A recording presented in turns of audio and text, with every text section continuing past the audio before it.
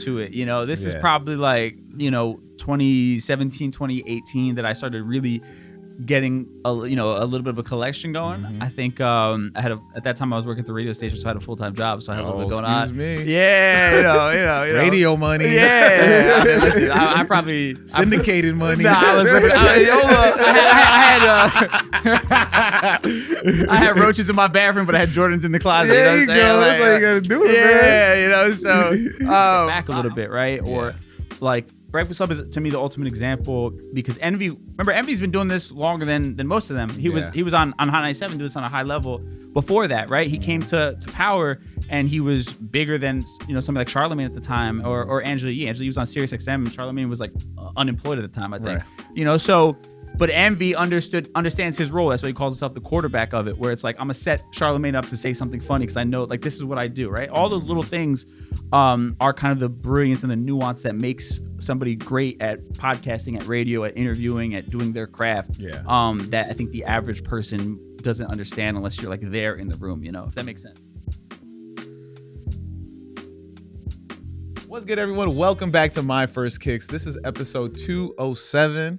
And this week, I bring to you the illustrious DJ Dramos. What's good, bro? Thank you for having me. Yeah, no, thank you for pulling up. Of course, illustrious. I like that. Yeah. I like that. Illustrious. Yeah. You got to widen the vocabulary. Yeah, I like it. I like his growth right there. I like it. And of course, we got D in the building. Yes, sir. Per usual. All day, every day. Thank you for pulling up, man. Of course, man. I appreciate you for having me. I'm excited. You've been doing Life as a Gringo podcast and checking it out. I mean, to be honest, I've been listening to, and I've realized this, I've been listening to way too much like government stuff, government podcasts, and then I saw yours, I was like, all right. I probably should tap in on this one. This is a different perspective because there's nothing. I keep listening to white people talk about the government. Yep. It'll drive you crazy. You'd be like, damn, everything's wrong, and then you're like, yeah, this is a white person's perspective. It's probably even worse. Right. Oh yeah, 100%. Because then you get like frustrated what's happening. Yeah. But then you get frustrated what they're not seeing. Yeah. So it's just like a double. You know what I'm saying? It gets you all kinds of messed up. You know what's really fire though, and hopefully I don't know. It'd be an interesting guess. Josh Johnson, he does his like comedy episode, like his comedy like 1 hours, like he drops them every week. Yeah. But it's all like perspective of like what's going on because he's a daily show correspondent. Right. So that lessens the blow. Yeah. Because it's a little bit fun. Little puns in there. Yeah. You have a laugh while crying. It's good. Yeah, definitely. But I mean, I definitely want to know like why'd you start? Just jump into that because I would like to know why'd you start that. I feel like I started this and I had Merrill on. I told him like, I've only listened to white people on podcasts. Right. I felt like white people were like the podcast thing. Right? Yeah. And so, once I found Bodega Boys, that's when I was just like, snap. People of color can actually do this. Yeah. I think for me it was similar, man. I think I definitely was like big in the podcast space for a while, but to your point, it definitely was never fully my perspective, and I think it became glaringly clear as sort of all that was happening with the murder of George Floyd and the pandemic and like the way that people were afraid to talk about things or just had a lack of understanding. Like I found myself just screaming at like the car, basically. You know what I'm saying? Like, so I think for me, it was like, there's definitely something missing. I started doing like some Instagram lives at that point during the pandemic, like daily. And that kind of started catching on a little bit. And I kind of saw like, there's people like myself who are looking for a different perspective. And I started having like different, variety of guests and things like that. At the time I was working with the Breakfast Club as well. So they've always been a huge inspiration, but like being there and like just seeing how they carried themselves, even off mic, off camera, just like unapologetically black was so inspiring to me. Yeah. Especially like, cause when I got to radio, man, it was like, I was in a lot of white spaces. So I felt like I didn't know where I fit in. And then when I got with them, it was like, they were talking wild, like off camera, off mic. It didn't matter who was around. Like, and so like they owned it and they could, cause they were who they are. You know what I'm saying? They were successful. And to me, it was like, they're being unapologetic about who they are, unafraid to speak on what matters to them, what's important to them. As a result of becoming a pillar of the community that is far beyond just entertainment. And that was just inspiring to see, oh, on top of that, you know, they're making that bread as well. Like Yeah, they're for real. successful. So like, I was like, you could kind of really have it all, do stuff that matters, speak about things that matter in a way that matters, and do it unapologetically as yourself. So I think that was all that together collectively, was kind of what got the podcast started. And then I think the real breaking point for me was also when Hurricane Maria hit Puerto Rico. And it was a frustration about the lack of coverage and lack of conversation as well. So it was just kind of all that bubbled up, and I kind of was just like, I gotta do something, and that ended up being it. No, yeah. That's the one where Trump threw the Paper towels, and like the underreporting of like death rates and all those things, man. It was just like, yo, what is happening right now? And now we don't have FEMA no more. So what's gonna happen now? I know, bro. Yo, sorry to make this I know. now we on a political podcast, man. Yeah, let's go. You can't avoid it though. It's like every time I open my phone, it's some new shit. I'm like, oh my God, this is crazy. It's a part of our everyday life, and it's spilling out into like every and if you are not a rich straight white man, like everybody's getting affected by what's going on right now in some way, shape, or form, you know? So like, it's natural to talk about it, and like, the social media makes it even worse because it's like the blogs we just posted, like Trump said this today. I'm trying to avoid it, but like, man, it's a lot. It's a lot to take in. It's crazy. But you're here to answer the question. Here we are. Our pivot. Yeah. You're here to answer the question that I ask everybody each week. And that question is, what's your first kicks? What's that first pair of sneakers you absolutely needed to have? Man, so my first ones, I had to look, I think it's the Nike, the Up-Tempo, with the giant air on the side. Yeah, that's the Scottie Pippen. Yeah, those are the first ones I remember getting, and I felt like I am the shit. You know what I'm saying? Wearing those as a little ass kid, like, because it was so bold and so in your face, you couldn't avoid them, and they were just fire. So those are my first ones. I think I want to say I had the black and white ones, like just the classic. More black? Is it? Yeah, black? more black that ends a little white hint. Yeah. And even to this day, keeping with the tune, the tone of Yeah, life. exactly.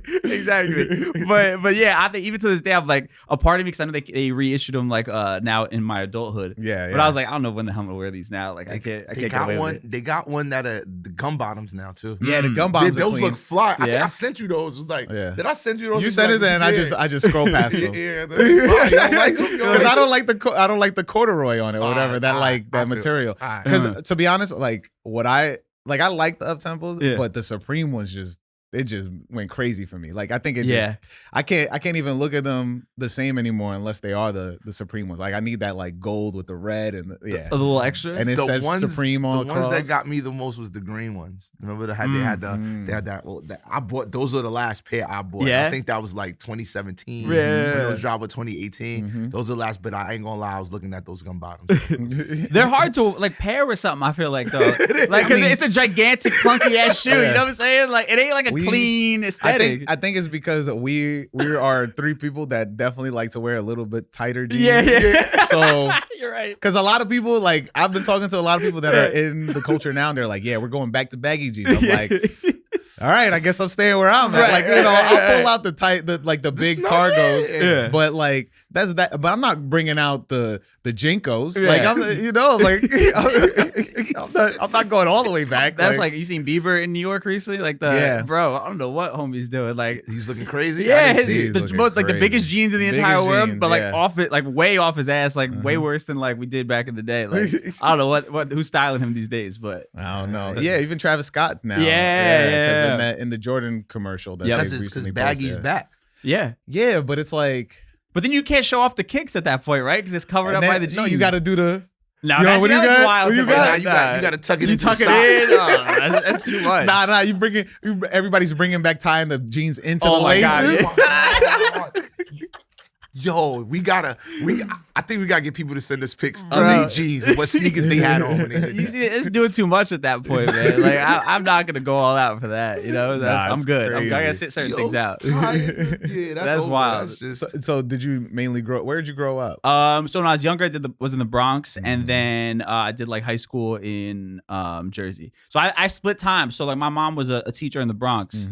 So when I was younger, we didn't have anybody to watch me, even though technically we live in Jersey. So I used to go to school in the Bronx. So we would stay at my grandma's house, and I usually spend like weekends back and forth. And then like middle school, like junior high, high school, I ended up going to school in New York. New Jersey. When did you get the up tempo? Oh, I was still going. That was when I was in the Bronx. So middle school. Yeah, like late elementary school, early middle school. Yeah. When did you feel like you were like, all right, now I'm I need to start getting more sneakers? Was it in? I always loved sneakers and sneaker culture and things like that. Like I don't consider myself a sneakerhead because I know that all that comes along with that. Mm-hmm. I'm an appreciator of sneakers. You know what I'm saying? I leave it at that. But I don't look. Yeah, there.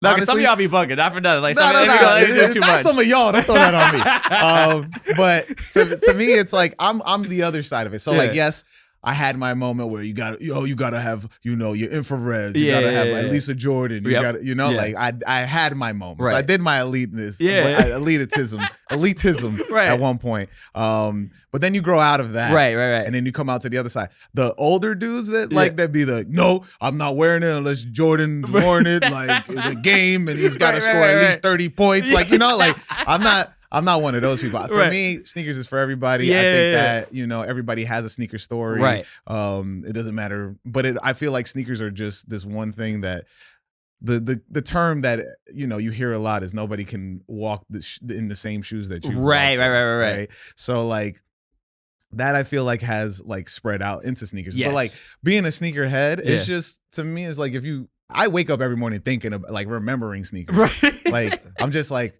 95 neons. Like, that's like one of the first 3 thoughts in my head. Right. It's wild. So, sorry. I love it, but that's wild. Yeah. But mine was more functionality, though. I got one pair of sneakers a year, right, for the school year, and I played basketball. So they doubled as my basketball sneakers. Yeah. So, like, I was, playing my rec basketball and also I wear them to school every day. So, like, the other ones that stick out to me are the T-Max, like the original Tracy McGrady's. The blue joints? But they had like the toe was like purplish, right? Mm-hmm. Purplish with blue, yeah.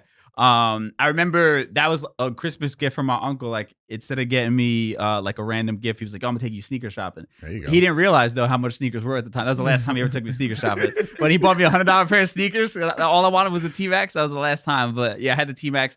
Another sneaker looks terrible with jeans. Like that was like, you know what I'm saying? That's a on the court. Like it looks fire on the court. In real life, they don't match very much. Okay, that's how I feel about they might hate me for this. That's how I feel about Kobe's, bro. Kobe's. Ooh, look.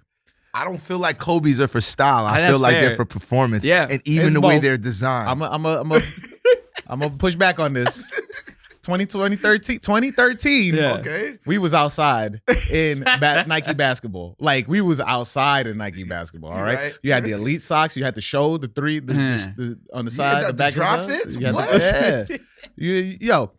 LeBron's was doing numbers out there. All right, so they was exactly. That's how LeBron's Kobe's, another one. I mean, his shoes I never got into more LeBron's. in the basketball space than the fashion space. Right. It's just if enough cool people. We talked about cool in the last episode. There's enough cool people wear it, then it becomes the norm, and then you're just like, all right, cool, I can go outside in these, So if enough people wore T-Max, you would like if there's an alternate hype around it. Say there's a multiverse, right? You're in the multiverse where enough cool people wore T-Max with jeans, and people were like accepting it, and then they were just like, I wore T-Max with jeans, cool, man. Right. Like but that was like I thought that was more like dope on the court. Like my basketball friends liked them, but everybody else was like, these are ugly ass sneakers, But like, because I feel like there's certain pairs that do that of sneakers where it's like, nah, those is not for fashion. Right. But if you hooping in them, it's a whole different thing. The KDs. Oh, that's KDs. Yep. I like KD 4s. Like you can get a fit off in KD 4s. Yeah. That's the one with the strap. Yeah. A little bit. They look like clean, like sleek shoes. You can get it. You get the tech fit. You can get the tech fit. That's it. You get a tech fit with everything. Yeah, that's what I'm saying. I feel like I'm biased at this point. I think I've gotten too old where I can't even remember like how to get creative. Like to me, it's like Jordan's the only thing I can see myself wearing, like basketball sneaker wise, out and about, where I feel like, okay, I can make this look good with any fit type of thing. But I feel like that's because society has made it. Yeah, you might. Yeah, that's true. Yeah, like I look, you got to take some chances. Just you got a full length mirror. You're right. Put on the suit and then just throw on some. Wait, did you ever get into like a foam posit phase? Those are not. Oh my god, bro, those I never got. I was like, no, I don't understand them, bro. So I broke the seal on the foam posit last year. So the first time. Damn. So I am trying to get these galaxies that are coming out. So I got the Tekken foams last year. Yeah. And then I put them on. I'm like, damn, these are comfortable. They cozy. And then I fucked up. Yeah. I wore them on a plane. And because of the foam on it, it contracts. Yes. Oh, really? So my feet were killing me. Yo. My feet were killing me. Wow, this is wild. Yeah. Okay. See, I can't get behind them. I know anybody who's from like Maryland, like the Baltimore area, they live by those. Oh, yeah. They love them, but I never understood. To me, those are the ugliest sneakers, bro. I can't do it. They hoop sneakers. Yeah. I'm like, on the court, I don't even know how people can hoop in them. They're so heavy. I never hooped in them. No, that was never my but I definitely rocked them to the court. Yeah, I'm sure. Them things is boots. The switch off. Yeah, you ain't getting no jump off. You're not getting any lead step with those at all. Never. No. Those are... So, I mean, you say you have an appreciation for sneaker culture, but how did you find sneaker culture? I mean, I think it was like, as a kid, that's like your calling card of like kind of you're in the know almost, right? And especially, I think for me, being super young, you're talking about like the end of like the Tommy Hilfiger Polo era, like were you part of that? I was a big Tommy head, yeah. Yeah. Tommy, like more than anything, more than sneakers, I was like big Tommy head, yeah. That's cool. I've never heard anybody admit to that, but no, cool. Hold on. We're not gonna do a Tommy slander, okay? I met Tommy Hilfiger. Did you? Yeah. Yeah, I met his brother. That's not as cool. I was in the studio session with his son when he was going through his gangster phase. That was the funniest session I ever been in my life because he was talking about hustling and all this gangster shit. And I was like, bro, your pop sell $100 crew necks. Right. Your pop. I'm also not 100% sure people can hear you because you're so far away. Oh, my bad. My fault. Like I was in that session with him and his son, and he was just like he was just rapping. It was the most awkward thing ever. We walk into the session and I was just like, okay, this is Tommy Hilfiger's son. Yeah. But y'all talking about bagging up work. Right. And I was so confused. But I your was dad like, lives at the plaza, right? Yo, the work is like your dad made $1 billion off crew necks, Henleys. And, you know what I'm saying? He's bagging up jeans with the flag on them. With the flag on, he's doing his thing. And you talking about hustling? That's crazy. When you gonna pull out a Tommy Hilfiger fit? Me? Oh, bro, I got some like pieces in my closet. Pieces? Yeah, I used to rock it all the time. I kind of put it away. I outgrow that a little bit, but what was really dope was like when they were going windbreaker to windbreaker with Polo. Yeah, that was dope. Yeah, I mean, I just think those brands are interesting because like this is before Supreme and all that stuff. So these were real lifestyle brands. Like you can still find like I got a shower curtain of Tommy Hilfiger in my crib. You know what I'm saying? Ooh. Like that's some wild. Makes no sense whatsoever. Now it does because Supreme and all these companies do it. But back in the day, that's a different level of like, you know, loving the brand and all these things. I wish there was like legend. You know how like you hear, well, I don't know if you ever heard about like the Bape and Supreme beef. Yeah. I wish there was like a Polo Ralph Lauren, right? Polo Tommy Hilfiger beef. Yeah. Or Polo Hilfiger beef that people would just meet up on the streets and fight each other. They kind of is, like but it's not as happened. deep. Like low heads. Yeah. Beefing nah, with you a figurehead? You a figurehead? Run that figure. Yeah, but what's gangster about Tommy Hilfiger is he like inserted himself into the conversation because like his original thing is like he put out a billboard saying like the great American designers, and it was like Ralph Lauren, Calvin Klein, and I think somebody else, and then like Tommy Hilfiger. That was before he even had anything going on. So it was like he was like, yo, I'm he's the West Side Gun. Yeah. He's the West Side Gun of fashion. Exactly. What an analogy. Yo, yeah. So I rock with that. I'm like, all right, I love that. That takes some balls right there. I'm gonna throw myself in that conversation even before anybody's put me out there. Like I like that. And then obviously, you know, I mean, it's depending on what angle you look at it, but I think that hip hop angle of sort of embracing that aspect before a lot of people were, I think is super dope. You know, before companies wanted, you know, people of color wearing their clothing and things like that, and they weren't marketing to them. It was just like Ralph Lauren wasn't marketing to the hip hop community. They just kind of like took it over almost. Took it over, right? But like Tommy, like specifically was like, yo, I'm gonna put all these rappers in my fashion shows, and we're gonna like, oh, Snoop's playing SNL. We're gonna show up there with a gang of clothing and see if he wears something. And then Snoop shows up wearing, you know, like I think it was the rugby shirt at the time. So I mean, I think that was just like that's guerrilla marketing, like, you know, before that was even probably terminology at that point. And that's now what every brand does is like, how do we figure out where the pulse of the culture is and sort of become a part of it and embrace it, you know, and not be too highbrow to like admit there's something dope going on here. How can we be a part of it? That's crazy though, because ain't Tommy, correct me if I'm wrong, I could do the producer fact check in a second. You're gonna have to. But isn't Tommy, didn't he say that he didn't make his clothes for black people and got That was the rumor. That's when the culture was like, yeah, but that proved to be fake though. Oh, see, yeah. So like, apparently, so they said it would happen on the Oprah Winfrey show back when she had a talk show. But he had apparently never been on the Oprah Winfrey show, so it was like the first like fake viral rumor essentially, right? But that stuck with him at the time, like that. Yeah, everybody heard about it, especially like back then. It wasn't like you can kind of easily like chat GBT, did Tommy Hilfiger, or like pull up the clip. So it just went crazy. So it was like a rumor because I interviewed his brother who had like a showroom here in the city, and he was kind of showing me all types of old school stuff, and like even back in he had another brand called, I think it was like People's Place or something like that, back in upstate New York, and they have like old school like photos from their their lines, and it had people of color like all in the pictures as well. It wasn't like it was just white people on yachts and shit, you know what I'm saying? So it was like they kind of were into that from the beginning, and so yeah, that was kind of like a rumor that started and went crazy, and people still think about it to this day. That's interesting. I just had to bring that because when you're saying it, I'm like, he's for the people, but then I was like, but I heard he wasn't. Interesting. See, fact checkers. They're needed. So because you said that, that way of guerrilla marketing, I always thought it was FUBU that did that first. FUBU was on an even a crazier way because it was kind of more like the same 3 shirts, and then he just put it on. And it was like, dude was like on a real bootstrap budget, was Damon John, right? Yeah, Damon John. And he was like, but he was even crazier with it because he was, I think it was LL was doing a commercial for something, and he got LL to wear like a hat or a shirt or something in the commercial, and like the brand that was paying LL to do it had no idea what FUBU was, so they didn't like be like, hey, can you take that off? So he got free advertised because LL was already getting this commercial or whatever it was. That's like a next level, like really like playing the system at that point, Crush that. So that's like that's on a next level of like even more respect. I love like those stories of early FUBU days. Yeah, I mean, and now everybody uses the tactics.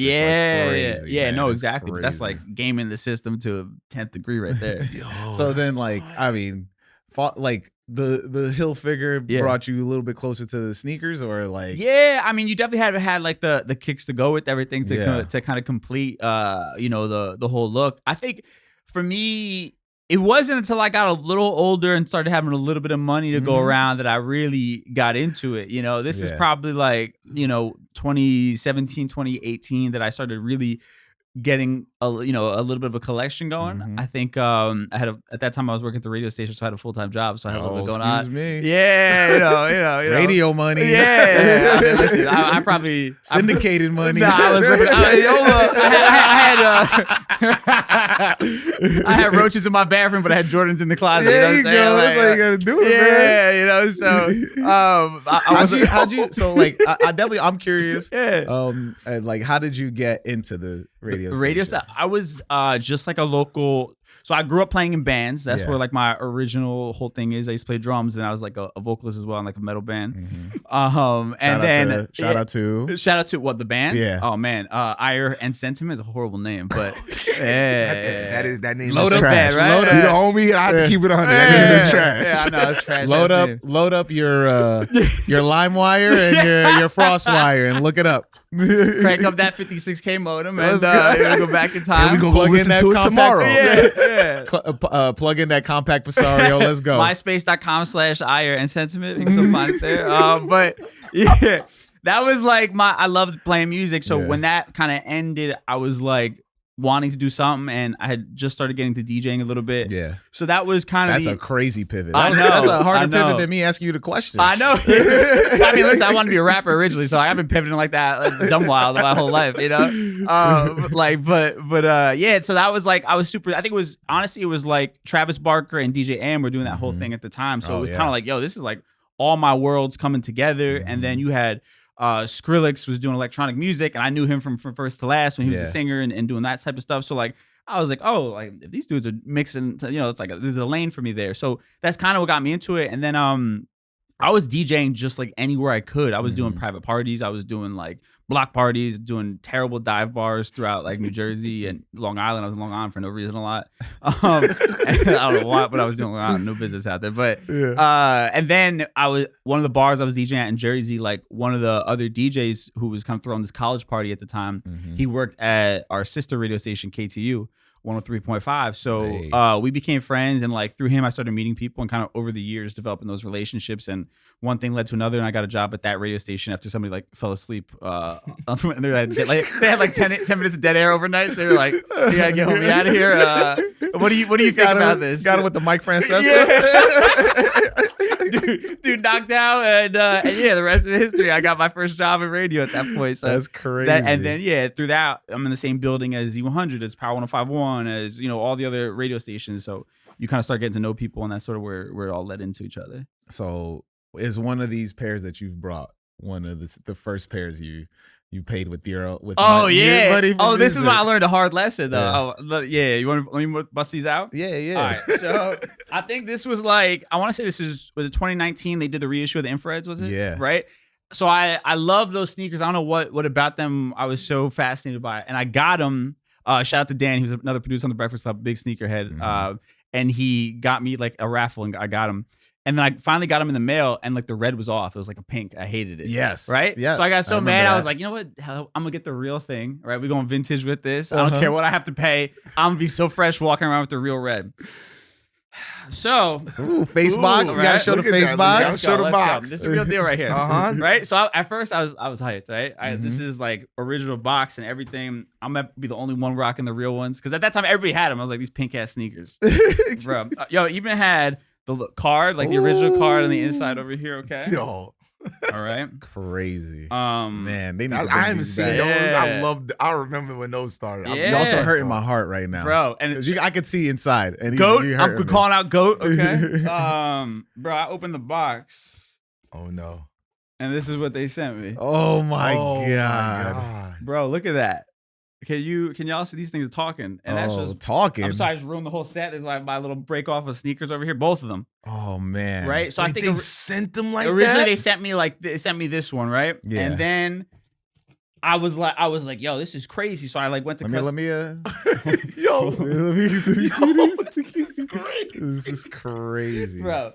All right. So I hit up customer service. I was like, "Yo, they just sent me some busted ass kicks. Like I can't even wear these."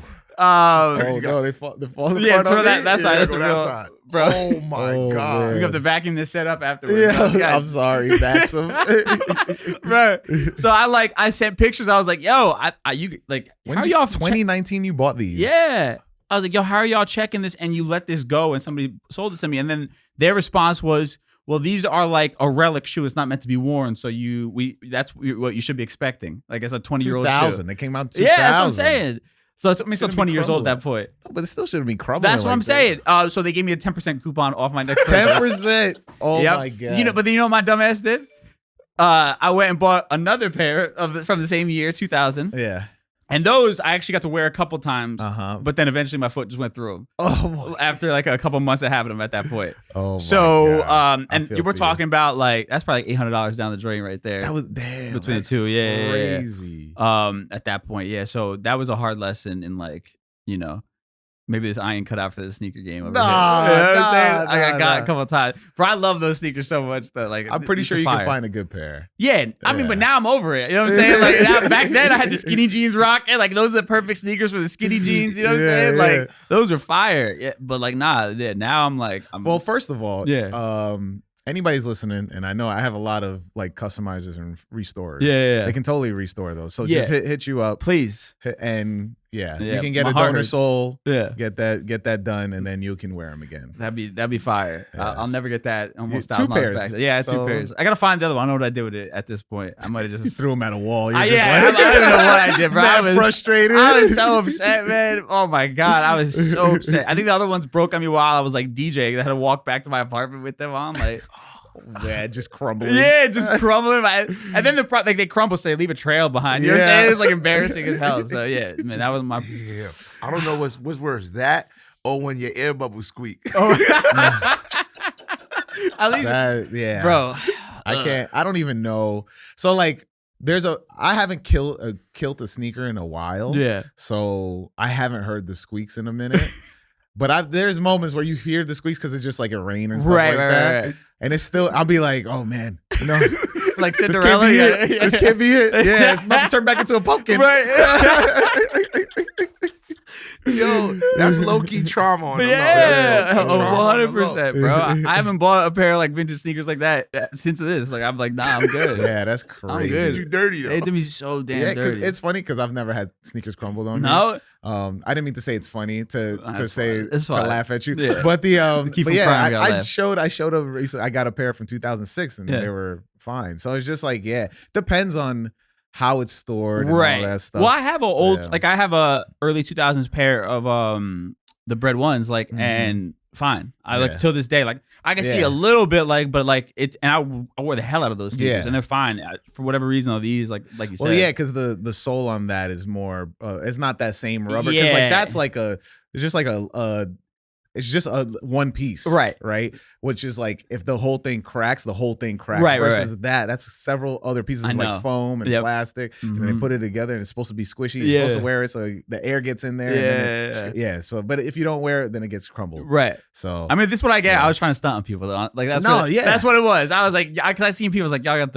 these fake ass like the color ain't right. Look at me walking around in these. I remember 2019. I remember there was like a video of somebody like fighting.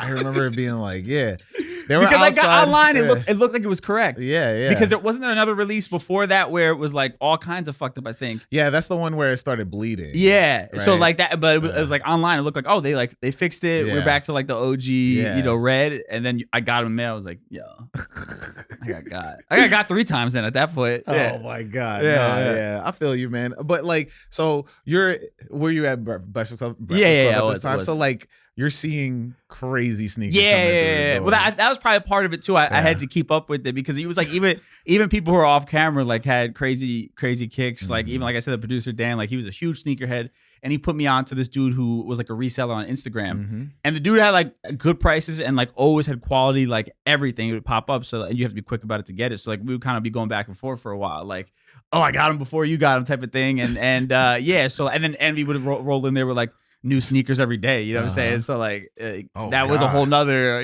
so you're just trying to flex at that point and keep up, like look you belong. Well, with this podcast, I'm like, okay, have I worn these sneakers? That's a whole nother thing. So I'm like trying to be like, okay, no repeats. Right. But so then it's like keeping track, and then but you're on every single day. So that's a lot tougher. And then everybody's coming through. Who's everybody? Like these people are fashionable. They got money, so like they got everything. Like it is tough when the paychecks don't match, and you're just like, damn, they coming in fly. I gotta be. That's the worst part. That you start tricking yourself. You like, oh, I gotta keep up. And it's like these are fucking millionaires. What are you trying to keep up with them? Like I ain't on that level. But like in my mind, I'm like, I gotta keep up. So and now that's what I got. Like these are harsh financial lessons that I had to learn.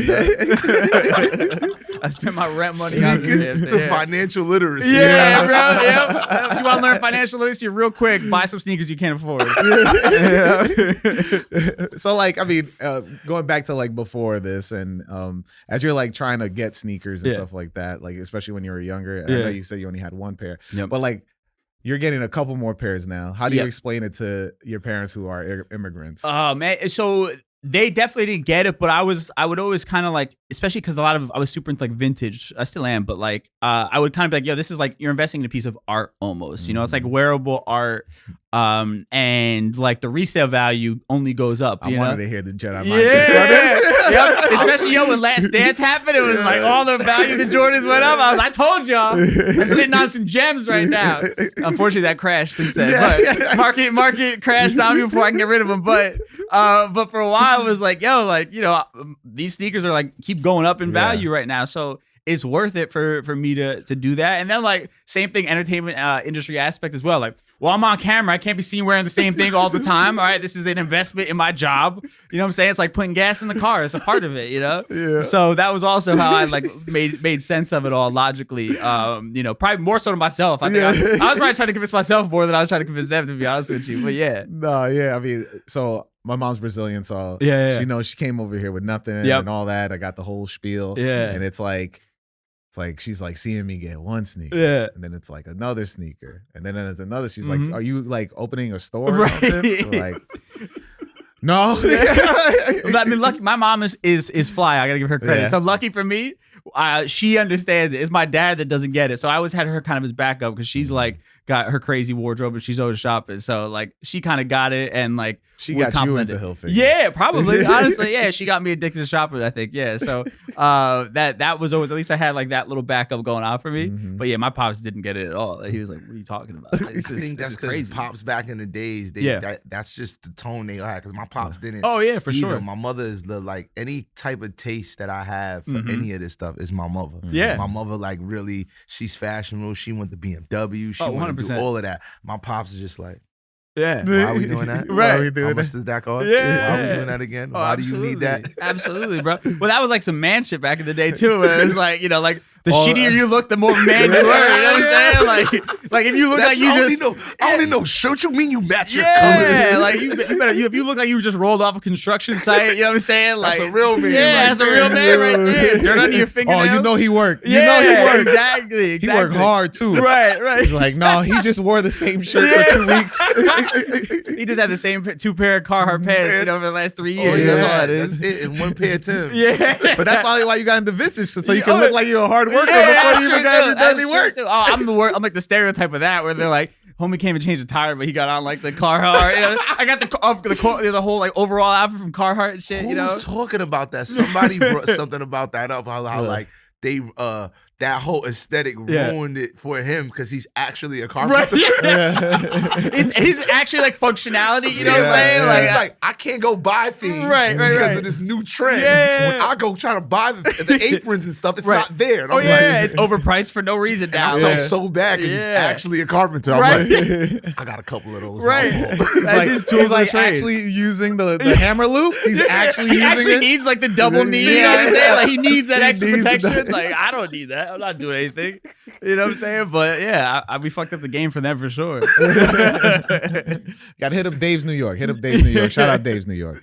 Never step foot in there, but they're very nice people. Shout out Dave's. Okay, let's go. You know, your progression in this business is, you know, as you pivoted into podcasting and stuff like that, like what have you seen over these times of just like how communication is and like you know, I feel like you worked at maybe I would say one of the most controversial places, sure, in terms of just like you know, like those they always got clips going. They always got clips going. There's something going on. Yeah, so it's just like what did you take from there? What do you use now? I mean, I think it's tough because it's like they're not putting on a show like that's really who they are. You know what I'm saying? Like behind the scenes, like we're fucking with each other and like, you know, it's the same kind of roasting and same kind of like crazy comments, like, you know, happening and things like that. But it's also, I think, there's like a self-awareness, right? And it's doubling down on like what comes naturally to you. And it's a fine line between becoming a character and also staying true to yourself. But it's like when you see what works, right? Like Charlamagne's going to ask you the out-of-pocket question. He's going to ask you the hard question, you know? That's who he is, but it's also being aware of like, I got to do this. This is how I'm going to get the best interview, the best, you know, interview possible, and the best clip, whatever it might be. And again, not that anybody's like clip chasing, but I think it's also like, you know, it's when it becomes a business. We were kind of talking about this before we started. Like when your art becomes a business, you have to become conscious of how you're moving, because it's just like running a restaurant or running anything else, right? Like if you're making money, you're trying to live off of it, you're trying to duplicate success and figure all that stuff out as well. So I think for me, it was like, okay, what's that fine line between not giving into the pressure of trying to create a moment, but also understanding that we live in a very saturated climate with social media where there's so much content, so many people doing different things, and you have to figure out a way to stand out from it all. So you kind of have to find that balance. And I think that was probably one of the bigger things that I took away from that. And you know, I think you know, it's just like understanding that this doesn't happen by mistake, right? Like they're great at what they do because they're doing so many little things that the average person isn't picking up on, right? And it's like sports, like what makes a great quarterback is all the little things that us as non like professional athletes would never even notice on the field. But that's why when you have like Peyton Manning and Eli like breaking down film in the booth on. It's like interesting to listen to because they're seeing shit that the rest of us don't see. Right? They're picking up on these little things. They're opening. I mean, I always say like they turn it from widescreen to full screen. Yeah, 100%. So for me, I like basically went to college for 4 years and got to just sit back and get game just by being in the room of how they've become so successful and kind of like the things that they've established that they're each good at. That's the brilliance of the Breakfast Club, particularly, when you had Angela Yee, Envy, and Charlamagne, was like they each had a role that they filled and they each played that role, and they played their part. And that's what made it so successful was like nobody was trying to do what the other person was doing. Right. And I don't know, there's just something about that I think I notice with a lot of other people in media, particularly if you have like an ensemble cast. Everybody wants to be the superstar all the time, and people don't understand like you got to know when to take a step back a little bit, right? Or like Breakfast Club is to me the ultimate example because Envy's been doing this longer than most of them. He was on Hot 97 doing this on a high level before that, right? He came to Power and he was bigger than somebody like Charlamagne at the time or Angela Yee. Angela Yee was on Sirius XM and Charlamagne was like unemployed at the time, I think. So. But Envy understands his role. That's why he calls himself the quarterback of it, where it's like, I'm going to set Charlamagne up to say something funny because I know, like, this is what I do, right? All those little things are kind of the brilliance and the nuance that makes somebody great at podcasting, at radio, at interviewing, at doing their craft. That I think the average person doesn't understand unless you're, like, there in the room, if that makes sense. It does. Yeah. It does. I mean, I do feel like it. Like you're not gonna get that from watching it. It's definitely like a in the studio thing where you can see it moving. In that way, because I feel like, I mean, you're just if they're just getting clips and you're only watching clips, which is, I feel like that's what only people do. Absolutely, then it's hard for you to get the whole dynamic. Yes, because everybody's just like, all right, Charlamagne said something crazy. Right. Let's just push this on Shade Room and let's go crazy. 100%. But like what people don't get is there's a setup that got him to understanding now is the moment to say that crazy thing or to ask that incredibly hard question, right? Because they don't usually they don't come off the get like, all right, tell me about some crazy shit that happened, whatever. It's like they're setting it up. They make fun of Envy to what I'm saying, and like that like lightens the mood a little bit. Somebody says something stupid, then you work your way in. You're gaining that trust, and then you can kind of begin like it's very methodical and very intentional everything that they do, and that's what makes them so great. So I guess. It's being able to be in the how you pivot that to what you're doing now, and like with Z100 and everything. I mean I noticed it when I was lucky enough where I started doing interviews and things like that while I was still with them, but I had like other platforms I was doing it with, and I noticed like subconsciously like, I'm picking up on like a little bit of Charlamagne here, a little bit of Envy, a little bit of this, and I noticed how I was getting better. And I was getting more opportunities sort of just like by proxy of becoming better, being around these people. And then I think, for me, it's like, it's being able to see that it's very real. It's very possible. They're flawed human beings, just like any one of us. They're great at what they do, but they're not great at everything. Right. So I don't have to be great at everything. I can figure out what I'm really good at and own that lane. And then just seeing like they've, business wise, they never relied on one thing. They all are invested in so many different things because in this industry, you have no guarantee, right? Charlamagne talks about it all the time. He's been fired 3 or 4 times from radio, prior to the Breakfast Club. So, they understand like this is not a given. So they have their hand in so many different things so that if God forbid something cools off, you got this other thing going on. And I think for me, in the grander scheme of it, that's also something that I took away was like, always have a couple different pots in the fire because this industry is wild. And like, you never know what's going to happen. No matter how good you think you're doing now, like it's a roller coaster ride. There are ebbs and flows to it. And you got to kind of be one step ahead all the time. So you're telling me I have to keep my job? Unfortunately, I'm going to for now. I mean, so you said good. You said the word good, and I'm going to pivot to the next shoe. Because this is a crowd. Because I'm hoping these are not crumbling. No. I mean, they are probably a couple wears away from it. I fear. Listen, I'm glad he brought the beat up joints though, because everybody only brought the fresh joints. I know. I'm gonna keep it a buck. Separate yourself from the pack. Yeah. All right, these are just like personally, I love them, but we got the Puerto Rico Air Force Ones. Yes, sir. The Capicú. Yeah. These are fire. These are actually a gift. Shout out to Phil. Phil Nieves sent these to me from Ultra Records. I appreciate him, a fellow Puerto Rican. I only wear these once a year. During the Puerto Rican Day Parade. That weekend. That weekend I pulled them out.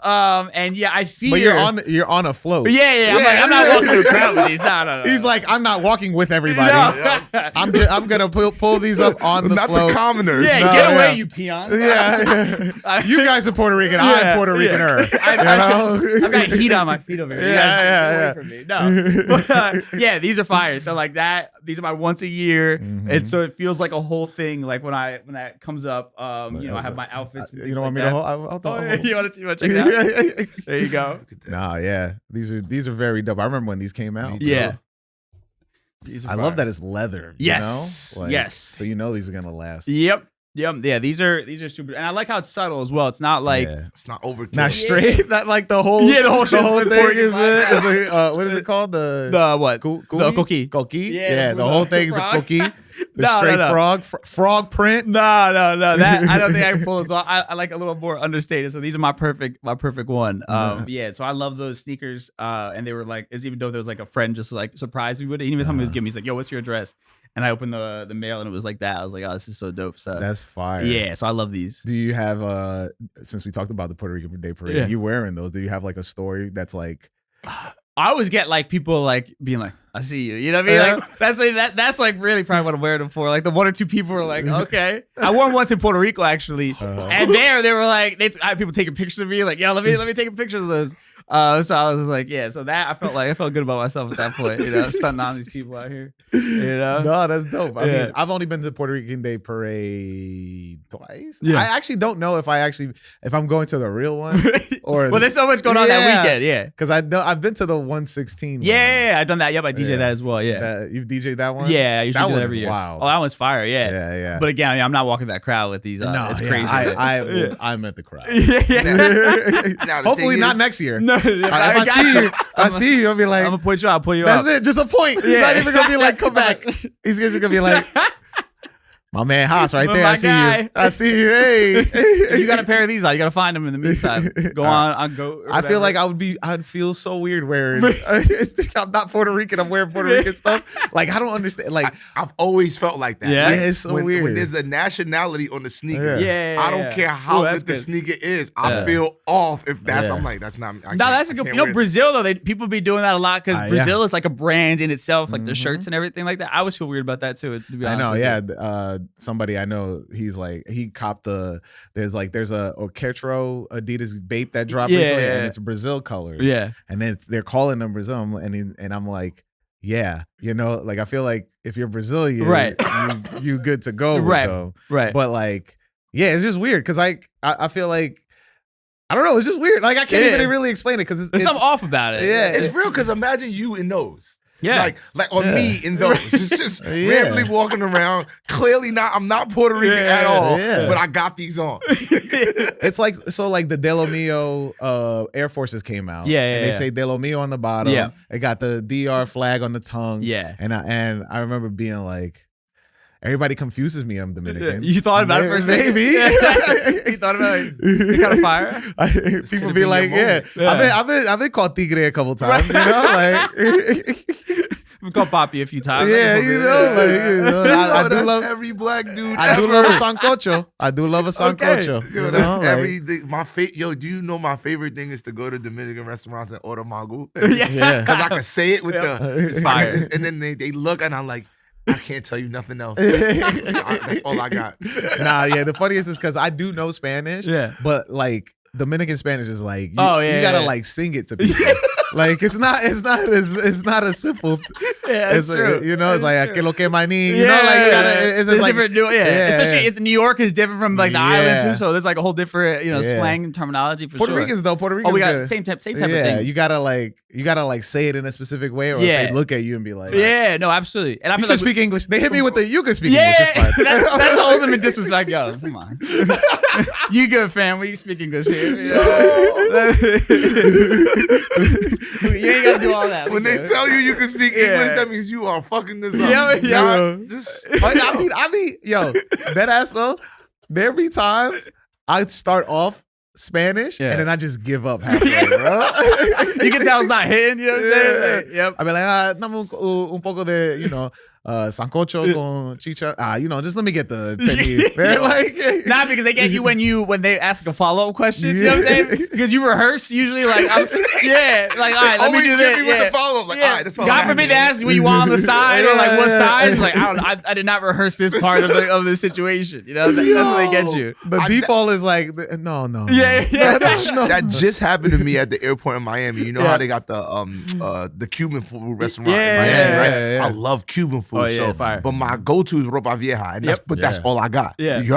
Perfectly. I said that, right? Yeah. That's it. And I'm just like, she started asking extra questions. I'm like, and because I came out the gate rolling the R, now I done set myself up, and she thinks I speak Spanish. Yeah. You know who saved me? Jaffe, my Dominican guitarist. There you go. He always jump in and get the and I just sit there like, what he said. When I'm with people and like they're the Puerto Ricans that don't know Spanish. Yeah. Because I don't know if you know many of them. Oh, a lot of them. Yeah, right. For sure. It's interesting. It's interesting. Yeah. I don't know if it's funny that Bad Bunny is like, I don't want to know. Well, now he's like, now I do want to know English. But in the beginning, he was like, I don't really want to know English. I'm speak Spanish. I'm from Puerto Rico. And then there's so many Puerto Ricans that are here that don't know Spanish. It's so like, and then they're like, I love Bad Bunny. I don't know what he's saying. I'm like, no, he's from where you from. Right. Yeah. Yeah. I mean, it's a weird in between area, right? Like my Spanish isn't great, but I understand it fluently. Mm-hmm. But yeah, I mean, it's definitely for me growing up. Like my parents are both native speakers. My dad's first language. Yeah. But they didn't speak to me growing up. So like I only knew it through my grandma, just like communicating with her. But yeah, it's definitely like, you feel lesser than. That's even worse. Now, if you're Puerto Rican, they tell you can just talk in English. Like that's when you're really like, damn. All right, I gotta get back to the gym. You know what I'm saying? I gotta get back to start learning this language. Let me dust off the old Spanish 101 book again. Like I just fucked up. Let me fire up the Duolingo. Yeah. My ancestors are rolling in a damn grave right now, bro. Yeah, that's even worse. But yeah, there are a lot that don't speak it. And yeah, I mean that's the interesting thing. I think that's what's fire about his music though, like as well as like the universality of it. Like even if you don't understand a word, you get the emotion behind it, or you just understand like that it's just fire music at that point. But yeah, but I do respect that he like has refused to make any music in English. Like he stayed true to that. And because that was like the thing with a lot of artists as well, was like, you had to make your songs in English in order to cross over back in the day. And he's sort of broken that mold, and that's super dope. And shout out to him for learning English as well. That puts any of us to shame that don't speak Spanish. Like, homie learned it in like a year, bro. Like, he's on national television on Jimmy Fallon. Doing it, he's just having full conversation. Yeah, we got no excuse. Hot ones, just being like, I know. It's spicy. Yeah. Like, all right. Yeah, bro. I got no excuses if we ain't coming out here speaking proper Spanish at this point. So we talk about Bad Bunny and popular music, and you're working in the place that plays the top 100 right now. What is that like, and how'd you get there? It is, and I don't know if you are into, like, do you listen to pop music? I listen to everything, bro. Katy Perry Firework is my, like, I don't apologize for that. That's one of my favorite songs of all time, but it goes back and forth. It's frustrating and amazing at the same time, because it is like iHeartRadio is like the largest audio company in the world, and it's their flagship radio station. So it's like, it's like playing for the Yankees basically, right? Yeah. In that league. So with that, there's a lot that comes along with being associated with that brand, which is amazing. It's frustrating because I remember when I first started there, I came in with like, I'm a DJ who plays all types of clubs, and is like always first on music. I'm gonna come in here and start showing some people and put them onto some stuff. And then you realize real quick, people want to hear the same shit over and over again. You know what I'm saying? Like, they don't give a fuck about what is next, what is new, what is cool. Majority of people want the same thing over and over and over again. And that's what has made them so successful. They're feeding people the same thing over and over and over again. And not to say that I don't like that I hate the music or anything like that. There are some records I think are trash, but I do enjoy, the majority of it, or appreciate it for what it is. But that is the frustrating part, because I am still like somebody who just loves music. I'm a student of the game. I'm always interested in what is kind of the next thing. Yeah. And that is, where you kind of have to hold back a little bit, understand like, okay, this platform is not going to be my way to express myself in that manner, right? Yeah. This is me tapping into like this large market and getting to have cool opportunities and just play hit records, right? And that's fun. That's cool. That has its thing. But I think you have to compartmentalize it in your head, right? And that's what I struggled with initially, was like, I wanted it to be my everything. Yeah. And I was, like, oh, we gonna talk about everything in here. You know what I'm saying? Like, and it was like, no. The brand comes before you. Yeah. So like, you have to understand, like, where the line is. Yeah. And that was the frustrating part. But it's amazing. It's opened so many different doors. I just pictured you first starting and you had that meme where the guy's like taking his headphones off and mad disgusted, just like, oh, and here's I don't know, Olivia Rodrigo. Yeah, and here's Sabrina Carpenter. Yeah, just throwing it off.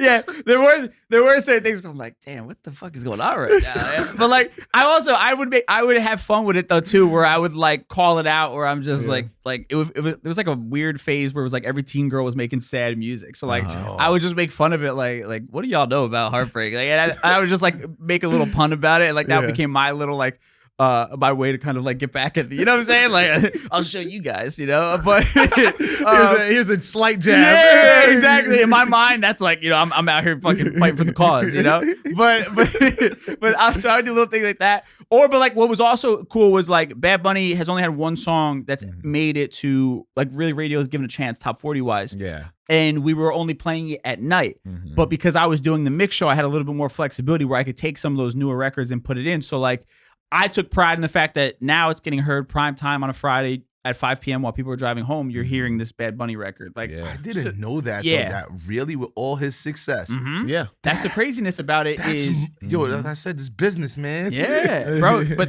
it's just like that's the wild thing. I mean, that's why he's like this anomaly, and why it's so special is because it's like he didn't follow any of the traditional rules, and somehow, some way, he's there. But like for me, I guess those are little moments where I'm like, yo. This is cool, I get to do that. Or like I have a coworker who was there for a while, Maxwell. And shout out Maxwell. Yeah, you know Maxwell? No. Oh, he's fine, but he's a black man. He's was the only black person on the entire radio station at one point, right? And I was having a conversation with him, and he was like, to me, what's fire about this is, yeah, I'm like the only one, but also if there is some young black kid, black girl, black boy who happens to love pop music like I did, like I make it okay for them to feel seen in that space, right? It's not weird. You're not a loser. You're not, like an outsider because the societal norm dictates you have to listen to hip hop or whatever it is, right?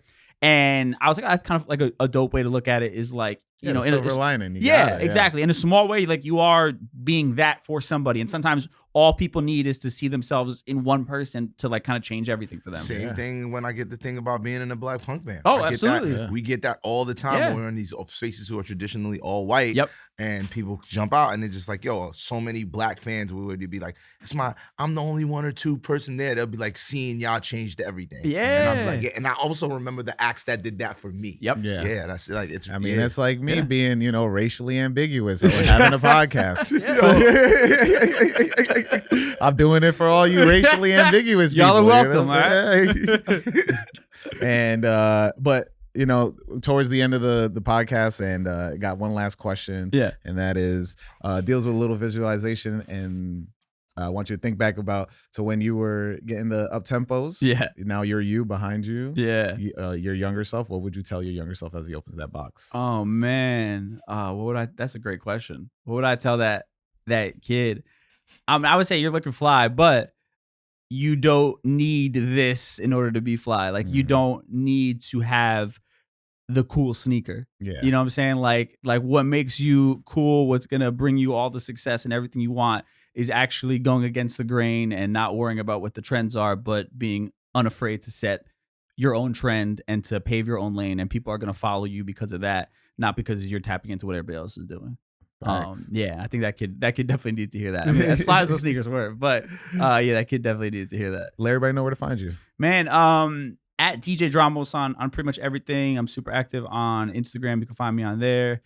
Podcast Life is Gringo. You find that every place that you can find podcasts. And tap in on Instagram. I'm super active and posting all the type of stuff that I'm doing there. You catch me some shows. Gonna be doing some out of state stuff coming in the spring. So I'll be on the road hitting a couple different cities. So you can check me out there. Oh, fire, D. Fire. Yo, you can check, you know where it is. D3Es on Instagram, and then a band Oxymoron stuff. Holla at us. 2 R's, not 1. Yes. 2 R's, not 1. You know where to find me. Who is Hasa? All social medias. Follow the podcast at My First Kicks Pod. If you've been listening to this, we're live in studio. Hit up the YouTube. At My First Kicks on YouTube.com. Or just look up My First Kicks. It's easy to find. MyFirstKicks.com. If you have a My First Kick story, hit me up. Info at MyFirstKicks.com. And you know what we say each week? Wear your kicks. Peace.